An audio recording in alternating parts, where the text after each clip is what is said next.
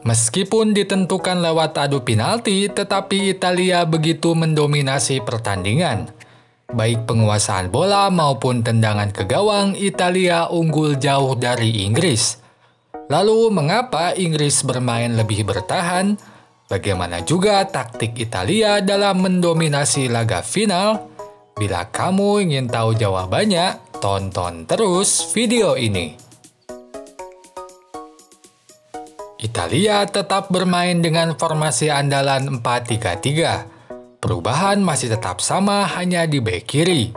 Florenzi yang baru sembuh dari cedera tadi pasang Mancini sebagai line up. Posisinya masih digantikan oleh Emerson. Sukses dengan 3 bek saat lawan Jerman, Southgate kembali menggunakan formasi tersebut. Bedanya, kini Sterling dan Mount lebih banyak bermain ke tengah, sehingga formasinya bukan 3-4-3 tetapi 3-4-2-1. Pertandingan ini dilakukan di Stadion Wembley, Inggris. Otomatis Inggris diuntungkan karena bermain di kandang sendiri. Dukungan lebih banyak penonton membuat mentalitas pemain Inggris akan jauh lebih baik. Saat bertahan, Italia mencoba mempressing dan mengisolasi gelandang Inggris. Contohnya pada gambar ini. Hadapi taktik tersebut, Inggris jarang membuild up serangan dari tengah.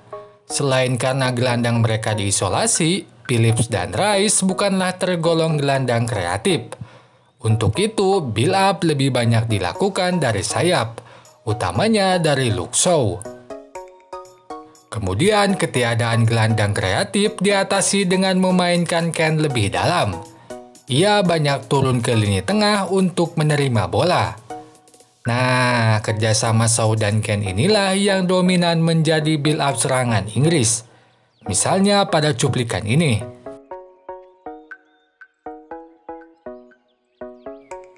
Sementara saat bola sudah mendekati pertahanan, Italia bertahan dengan 4 bek. Misalnya pada gambar ini. Hadapi taktik tersebut, Inggris memaksimalkan surplus pemain di sisi sayap dengan bermain melebar. Itu bisa terjadi karena ketika 2 wingback Inggris maju, maka akan terjadi kondisi 4 versus 5. 4 bek Italia melawan 5 pemain Inggris. Misalnya pada gambar ini. Harry Kane memberikan umpan ke sayap kanan. Lihatlah ruang yang tersedia di kanan. Trippier begitu bebas sebab Emerson harus mendekat ke tengah menjaga Sterling. Gol Inggris pun terjadi akibat eksploitasi ruang di sayap. Shaw tak terjaga di kiri sebab Di Lorenzo terpancing ke tengah menjaga Kane. Maka gol pun tercipta.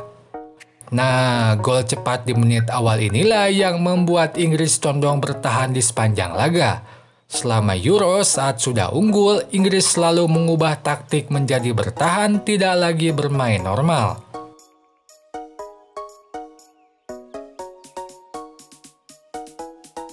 Sama seperti Italia, Inggris pun mengisolasi gelandang Italia saat bertahan. Misalnya pada gambar ini. Namun karena memiliki gelandang bertipe kreatif yaitu Jorginho dan Verratti, Italia tetap bisa membuild up serangan dari tengah. Italia pun lebih variatif dalam membuild up serangan. Contoh nyatanya pada cuplikan ini.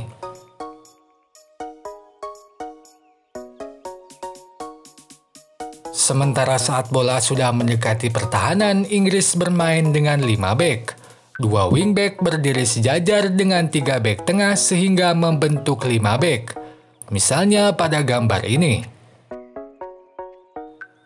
Taktik ini cukup efektif dalam membendung penetrasi bek kiri Italia.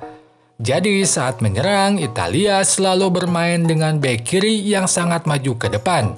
Entah itu Florenzi maupun Emerson. Nah, dengan taktik 5 bek ini, penetrasi bek kiri Italia bisa terbaca, sebab selalu terkawal oleh pemain Inggris. Contohnya pada gambar ini, Emerson selalu terkawal.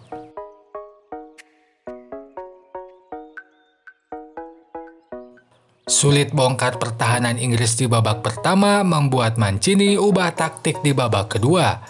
Ia memasukkan Berardi menggantikan Immobile dan Cristante menggantikan Barella. Implikasinya Insigne bermain menjadi penyerang tengah alias memerankan false nine. Biasanya Insigne bermain melebar, kini ia sering turun ke lini tengah untuk menerima bola lalu mendistribusikannya ke depan. Misalnya pada cuplikan ini.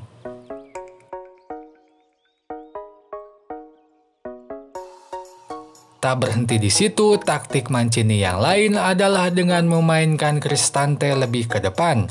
Cristante memang berposisi sebagai gelandang bertahan, tetapi memiliki kemampuan heading yang baik. Nah, bila Jorginho dan Verratti bermain sangat dalam, maka Cristante sebaliknya.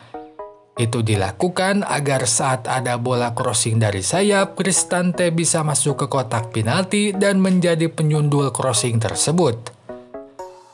Sepak pojok yang menjadi asal muasal gol Italia pun berasal dari duel Cristante di kotak penalti.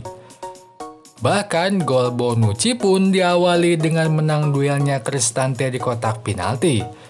Jelasnya, lihatlah cuplikan ini.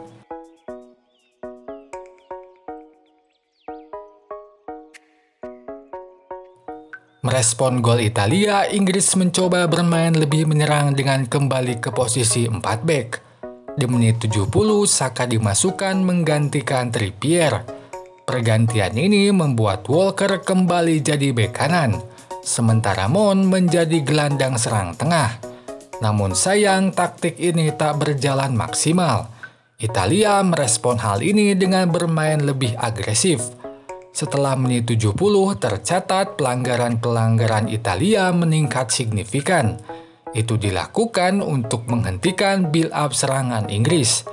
60% dari total pelanggaran Italia pada laga ini dilakukan setelah Inggris berganti formasi ke 4 bek lagi. Pergantian formasi Inggris pun tak berdampak signifikan. Southgate sebetulnya sudah mengantisipasi adu penalti dengan cara yang cukup baik. Di penghujung perpanjangan waktu, tepatnya di menit 120, ia memasukkan Rashford dan Sancho. Itu ia lakukan agar pemain-pemain terbaik dalam tendangan penalti bisa menjadi eksekutor. Namun fakta berkata lain, Inggris justru kalah dalam adu penalti. Oke sobat semua, dapat disimpulkan kejutan Southgate dengan memainkan 3 bek di laga final berimplikasi baik dengan gol cepat Inggris. Namun Mancini mampu memberikan respon yang tak kalah baik. Italia bermain dengan false nine di awal babak kedua. Hasilnya mereka mampu menyamakan kedudukan dan mampu juga memenangi adu penalti. Oh iya, sebelum pamit, jangan lupa untuk tonton juga video analisis lainnya. Sampai jumpa lagi. Goodbye.